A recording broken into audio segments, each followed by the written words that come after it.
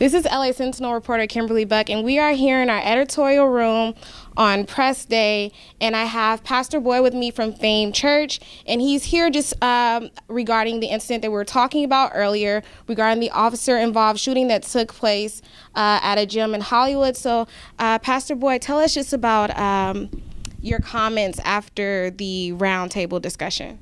Thank you, Kimberly. All too often we see these incidences happening in black communities, and we all recognize that the way policing and the way law enforcement respond to calls where the alleged assailant or the alleged aggressor or the alleged person who comes in adversarially is black. And it's totally different, or seems to be totally different from the data of comparison where the suspect is not black, but is another nationality, especially when they're white. So the concern is here, why did the situation have to escalate to the point that a life is lost? It was clear that there was some mental instability with Mr. Daniels, and if there was no urgency on the part of safety for other persons who were in the area, and the area was not really open, and nobody was actually in danger, why could it be just contained to a point where maybe psychological professionals could be brought in, mental health experts could have been brought in, or police officers with much more larger mass and size, or at least comparable to the victim, could have actually been brought. So the concern is, why did it escalate to this point? And number two, why did the force have to ensue? And number three, about the cameras and their being so easily dislodged from both officers. One of them supposedly face down and the other dislodged and just taking the view of the area from an angle. So the concern was about the cameras and also the escalation of the matter to the point that a man ends up losing his life. And so what are you hoping kind of comes from this discussion that you had with LAPD Chief Michael Moore? I'm hoping that racial sensitivity can become a bigger and a more widely talked about, discussed, and a matter that's in training. And at the same time, the deployment of officers can be done in such a way that the equality, or at least the equity, of the person who is in contention is the same as those who come hopefully to resolve the matter. So we don't get this imbalance, and the imbalance is leveraged by a firearm or by taser or some other weapon. So hopefully we can come to a point where weapons will be drawn less, tasers will be used less, conversations will be used more, and the de-escalation of tone and approach can also be de-escalated. Thank you so much, Pastor. Thank you, Kimberly. For more information on the story, you can check out the lasentinel.net, and that is your source for news, views, and advocacy. Right now, we're going to be continuing our interviews regarding the LAPD roundtable that took place earlier this afternoon. Regarding the roundtable discussion that took place earlier this afternoon. So thank you so much for joining us. Thank you for having me. And can you just tell the viewers your first and last name and your position? I'm Michael Lawson, the president and CEO of the Los Angeles Urban League. Okay, and what are kind of the takeaways that you got from the meeting earlier? Several. Let me start by saying I appreciate the chief taking the time to come to our community and speak with community leaders about the issue that he wanted to discuss without cameras, without a press conference of sorts, and speak to people who are going to speak their minds. We had an opportunity to have an open and candid discussion with him, no holds barred, not trying to try to make political gains or anything else, just making sure that he understood exactly how we feel and what we need him to do in his position as chief of police. And you also got a chance to see the body cam footage. Do you want to talk to us more about that and just the use of force that the two officers used?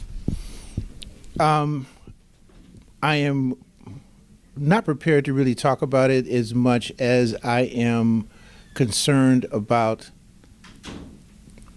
what led up to it. I think what more important as the body cam, as important as the thing that, let me back up. The key here is that a black man died.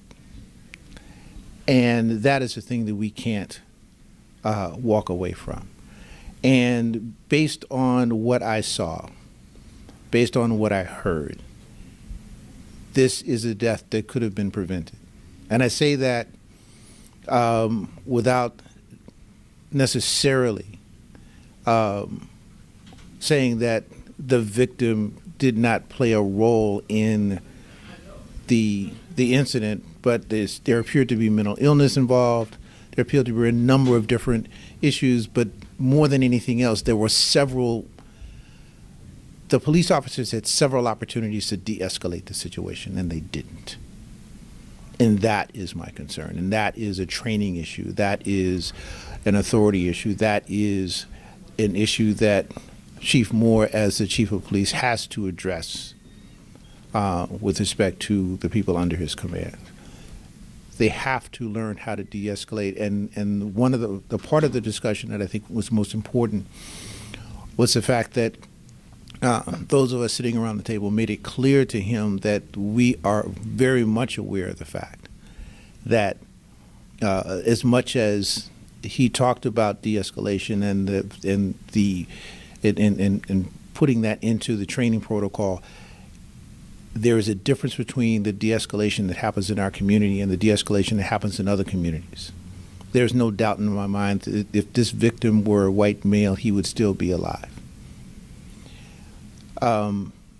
So we can talk about the details and the technicalities and whether they met or didn't meet specific protocols that are part of their training. The fact of the matter is that their reaction to this tall, strong black man who didn't follow their directions led to his death. And again, I say, I'm not saying that the victim was not in the wrong in some way, shape, or form, but he did not deserve to die. Thank you so much, Mr. Lawson. Thank you. And we are continuing our interviews, and now we have former Assembly Member Sabastain Ridley Thomas with us. Thank you for joining us today. Thank you for having me. And under better circumstances. Yes, sir. Talk to us just about your comments regarding the roundtable that took place earlier this afternoon, and just the outcome that you're hoping to see. Well, it's a necessary community dialogue, and given that the deceased is a 30-year-old male, obviously that's my demographic. It's very painful to understand the circumstances under which he met his demise, but it's helpful that there's more transparency. Los Angeles is a very different place than it has been, and we have painful conversations, but at least they're in the light. They're not cloaked in darkness, and people can ask questions now. We know the investigation is going to take a long time, but we're going to see a lot of progress in understanding what really occurred and whether these were the best tactics or techniques. I'm studying social work. In my mind, there was insufficient de-escalation. When I was a policymaker, we spent a lot of time talking about how we manage those who are suffering through mental illness and use less than lethal force, as well as tiers of de-escalation.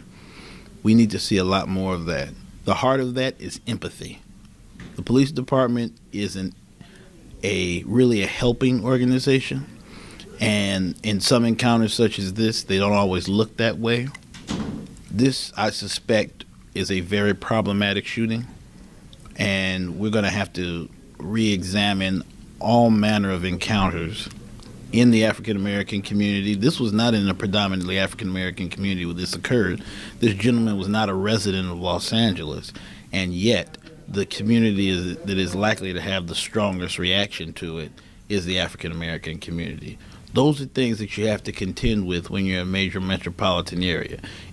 Is the Los Angeles Police Department a paramilitary organization, or is it an empathetic helping organization? Is protect and serve mean that when someone is in distress in a very bad situation, that you respond with a human connection?